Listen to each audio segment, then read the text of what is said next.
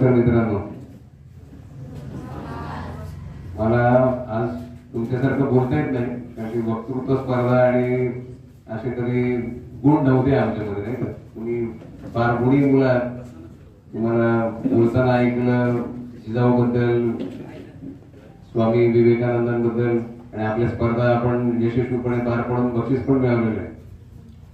आता मला इथे बोलायला सांगितलं कसं तुम्ही आम्ही या जागेपर्यंत पोहोचलो आणि कसं पोहोचलो याबद्दलच मी सांगेन. काय करायला पाहिजे ते आपण स्वतः ठरवायचं, बरोबर आहे ना? आई वडील सांगतात की चांगलं शिकलं पाहिजे, मोठं व्हायला पाहिजे, शाळेत पहिलं यायला पाहिजे, सर्वांनाच वाटतं. शिक्षक तर सांगतात सर्वांना एकाच प्रमाणे शिकवतात की वर्गामध्ये कोणाला वेगळं घेऊन ट्युशन दिली जाते का? काय म्हणू नाही ना. आपल्या वर्गात जर 20 मुलं असतील किंवा 40 असतील तर सर्वांना शिक्षक एकत्र शिकवतात, पण वर्गात पहिला येणारा वेगळा असतो आणि शेवटचा येणारा वेगळा असतो, बरोबर आहे? फरक काय असतो मग? शिक्षक शिकवतात, सर्वांची बुद्धी एकसारखी नसते, प्रत्येक हाताचं बोट सारखं नसतं, प्रत्येक जणाची बुद्धी क्षमता ही वेगवेगळी असते. आता जे ताई आपल्या शेतकऱ्यांबद्दल आणि शेतकरी समस्यांबद्दल बोलून गेली, प्रत्येकाची बौद्धिक क्षमता ही फरक असतो. एकच शिकवलेली गोष्ट मी एका वेळात मला आत्मसात होते आणि दुसऱ्याला तीच आत्मसात करायला 3-4 वेळा वाचावं लागतं किंवा प्रयत्न करावा लागतो. हा प्रत्येकाच्या बुद्धीतला फरक आहे. आपण सर्वांनी ससा आणि कासवाची गोष्ट ऐकली का? काय गोष्ट आहे सगळ्यांनी सांगा. की ससा जो असतो त्याची क्षमता, जसं मी आता सांगितलं, प्रत्येक बोट सारखं नसतं, तसं ससा जन्मजात क्षमता घेऊन आलेला प्राणी जो धावू शकतो फास्ट, बरोबर आहे ना? आपल्याला शिकवलंय, पण आपण फक्त शिकवताना आपल्याला काय शिकवलं की ससा हारला आणि कासव जिंकला, पण त्यातनं मोरल ऑफ द स्टोरी काय घेतलं आपण? काय घेतलं? कोणीतरी सांगेल मला? लहानपणापासून आपण ती कथा ऐकत आलो की ससा हारला कासव जिंकला.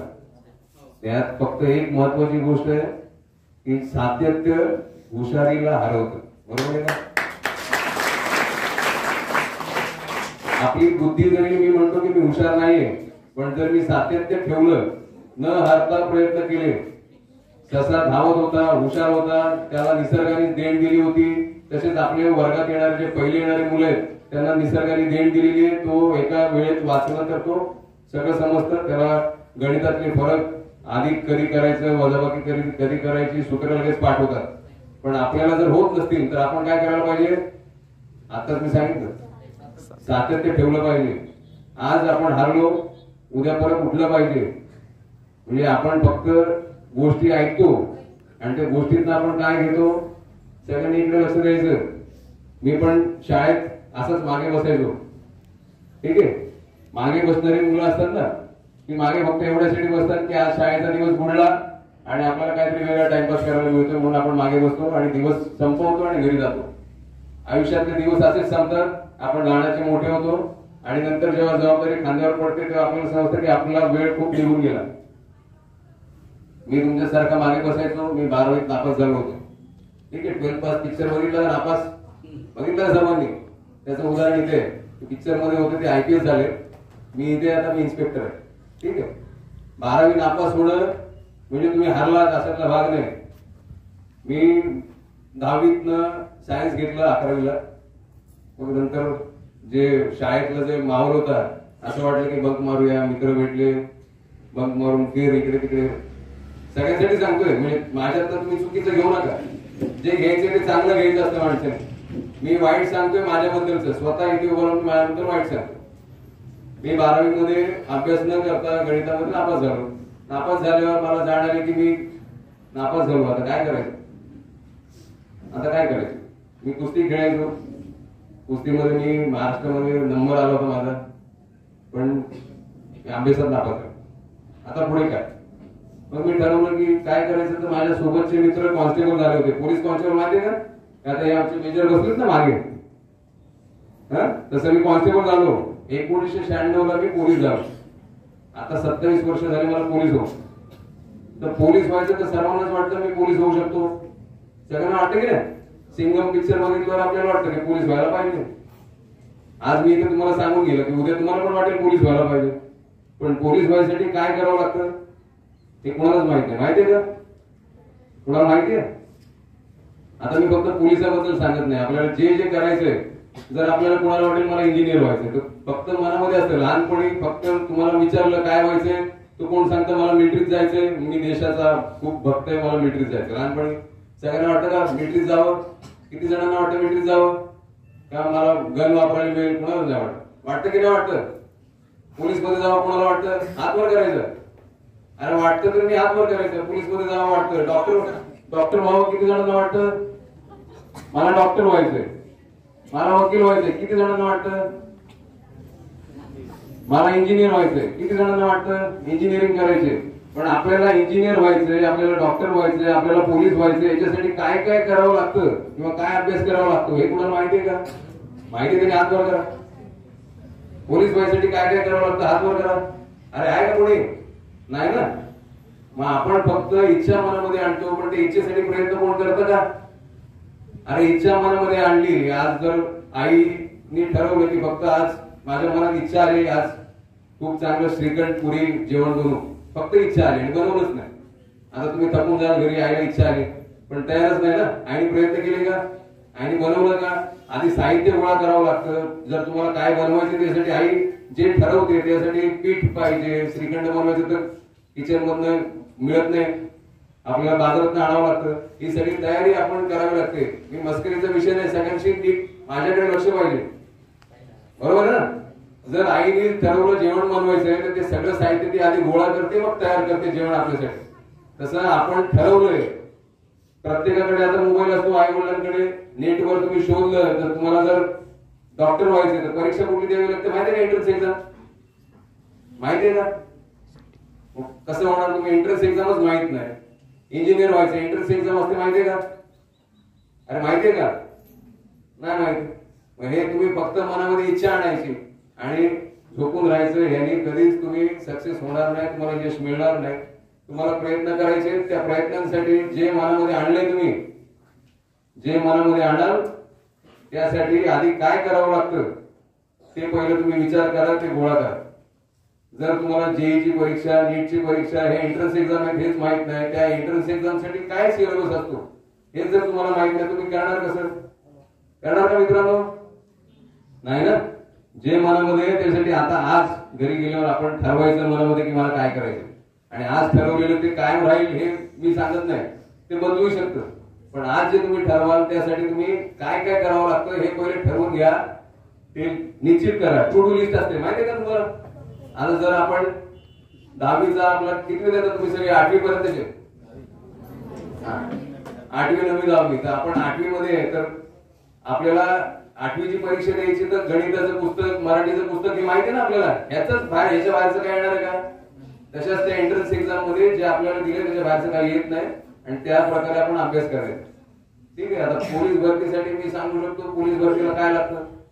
आपण फक्त आपल्याला ओळखायचं आधी मी काय. माझी उंची आहे 5 फूट 6 इंच. पोलीस मध्ये भरती व्हायला 5 फूट 5 इंच उंची लागते. किती लागते मुलांसाठी?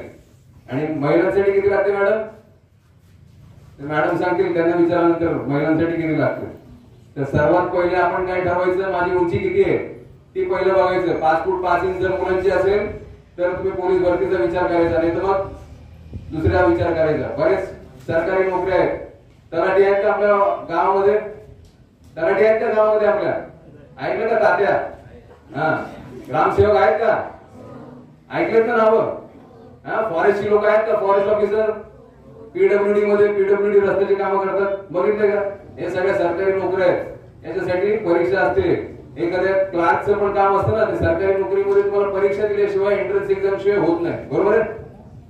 आणि फिजिकल फिट असणं, फक्त पोलीस व्हायचे तर तुम्हाला असं वाटतं की ह्याच्या अंगामध्ये ताकद आहे, हा धावू शकतो 100 मीटर, हा धावू शकतो 800 मीटर आणि हा मजबूत दिसतो तर हा पोलीस होईल. होईल का? नाही होणार. फिजिकल फिटनेस वेगळं आहे आणि जे परीक्षेला पाहिजे ते वेगळं आहे. आता आमच्याकडे 1500 मीटर रनिंग होते आणि 100 मीटर रनिंग होते, गोळा फेक होतो. हे सगळं तुम्हाला माहिती आहे का? किती फेकावं लागतं हे बघावं लागेल. आमच्या पीएसआय ची परीक्षा जेव्हा मी दिली, मी जेव्हा पीएसआय ची परीक्षा द्यायचं ठरवलं तोपर्यंत बरीच वर्ष होऊन गेली होती. 96 नंतर मी 2006 परीक्षा द्यायचं मनामध्ये आलं. 2006 मी परीक्षा द्यायचं मनामध्ये आलं तर अभ्यास काय करायचा. तोपर्यंत तर असं वाटलं होतं मित्रांनो की जे PSI वगैरे होतात ते असे आकाशातनं आलेले, जसे ससा असतो ना हुशार, आपण तर 12वी नापास, आपल्याला शक्यच नाही. जेव्हा माझ्या मित्रांना मी विचारलं तू कसा झालास, काय अभ्यास असतो, कसं करावं लागतं, मग शोधावं लागतं काय काय करायचं ते. तुम्हाला इच्छा मनामध्ये आली तर शोधा. शोधल्यानंतर मला समजलं की माझं वजन होतं तेव्हा 87 किलो. कुस्ती खेळायचो, हेवी वेट मध्ये कॉम्पिटिशन कमी असतं, मग वजन वाढवून खेळत होतो. मग 800 मीटर धावायचे तर 2 मिनिटं 30 सेकंदात धावायचं. किती मिनिटात? जर तुम्हाला ऑफिसर व्हायचंय PSI तर 2 मिनिटं 30 सेकंदामध्ये तुम्हाला आलात तर तुम्हाला पैकीच्या पैकी मार्क मिळतात, म्हणजे 50 पैकी 50. बरोबर आहे. मग मला वजन कमी करावं लागलं आणि जेव्हा परीक्षा दिली तेव्हा मी 2 मिनिटं 24 मिनिटांमध्ये सेकंदामध्ये धावलो. 2 मिनिटं 24. ठीक आहे. तुम्ही जर मेहनत कराल तर तुम्ही, माझं वजन तेव्हा झालं होतं शेवटच्या वेळेला 64 किलो जेव्हा मी ग्राउंडवर धावलो तेव्हा, आणि आता माझं वजन आहे 72 किलो. ठीक आहे. आपण सर्वांनी ठरवलं पाहिजे की आपल्याला काय काय करायचंय. गोळा फेकायचा असतो 7.5 मीटर PSI व्हायचं तर, आणि कॉन्स्टेबल साठी त्याच्यापेक्षा लांब असतो 8.5 मीटर. म्हणजे कॉन्स्टेबलचं फिजिकल फिटनेस हे PSI पेक्षा उच्च दर्जाचं पाहिजे. समजलं. जर तुम्हाला माझ्यासारखा अधिकारी व्हायचंय तर तुम्हाला गोळा किती फेकला पाहिजे? 7.5 मीटर. आपल्याला असं वाटतं की जोपर्यंत मी गोळा उचलला नव्हता तोपर्यंत मला वाटलं सहज फेकीन. जेव्हा 7.5 मीटर टाकायला गेलो तेव्हा वाटलं की खूप लांब आहे. लांब उडी मारायची असते आम्हाला 4.5 मीटर. 4.5 मीटर मी घरामध्ये पट्टी लावून बघितलं तर 4.5 मीटर खूप लांब होतं. तुम्ही पण बघा. उडी जाईल की नाही जाईल हे तुम्हाला वाटणार नाही, पण ज्या दिवशी मी परीक्षा दिली तेव्हा माझी 4.5 मीटर लांब उडी पण गेली, गोळा पण पूर्ण गेला, आणि पुलअप्स फक्त 8 मारायचे असतात PSI साठी, आणि कॉन्स्टेबल असेल तर तुम्हाला 10 मारायला लागायचे तेव्हा. तर तुम्हाला जर खालची स्वप्न बघायची का मोठी, स्वप्न कुठलेही छोटं मोठं नसतं. परत सांगतोय, स्वप्न कुठलेही छोटं मोठं नसतं. तुम्ही ठरवायचं मला हे व्हायचंय आणि त्यासाठी प्रयत्न करायचे. मग तुम्ही कॉन्स्टेबल व्हा किंवा अधिकारी व्हा, पण मोठी स्वप्न बघा. हे मी सांगतो, स्वप्न छोटं मोठं कधीच कुठलं नसतं. तुम्ही फक्त मनामध्ये आणा, आणि जे मनामध्ये आणाल. आपण अलादीनचा पिक्चर बघितला का? अलादीन पिक्चर बघितला का मित्रांनो? अलादीनचं कार्टून तरी बघितलं का? काय असतं त्याच्यामध्ये? एक जिन असतो, सगळ्यांना माहिती जिन. जिन कसा येतो? तो एक दिवा असतो, चिराग. तो चिराग घासावा लागतो ना, मगच जिन येतो बाहेर. असं होतं का त्याने तो जिन यायचा आणि फक्त मनामध्ये इच्छा आणि जिन बाहेर येतं, बाहेर आला का? तो चिराग पण घासावा लागतो. तसं तुम्हाला मेहनत करावी लागते. म्हणजे तेच उदाहरण आहे की तुम्हाला मेहनत केल्याशिवाय जिन पण बाहेर येत नाही. दिवा आहे तुमच्याकडे, पण काय करावा लागतो? सगळ्यांकडे दिवा आहे ना, सगळ्यांकडे दिवा. काय करावं लागेल? घासावा लागेल, मेहनत करावी लागेल, आणि मगच तुम्ही सक्सेस होणार. आणि मी हे सांगितलंय फक्त माझ्या पुरतं सांगितलं.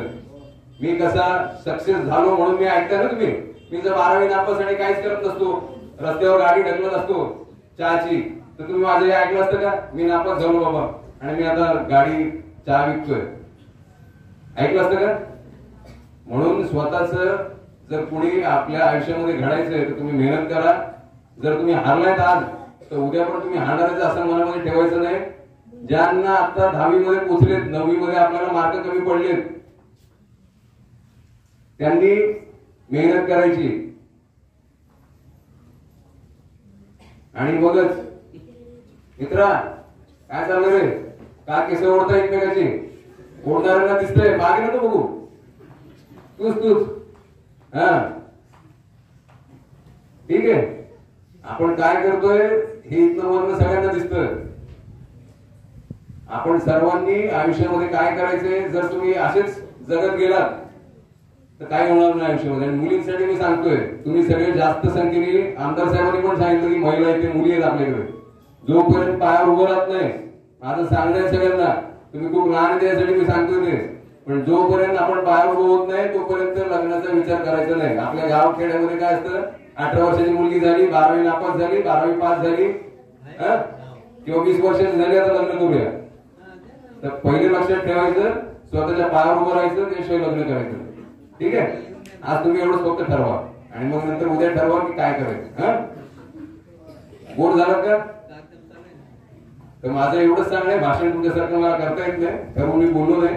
ठीक आहे, थँक्यू. आभारी, मला बोलायची संधी दिली सर्वांनी आणि शांतपणे ऐकलं. आभारी, धन्यवाद.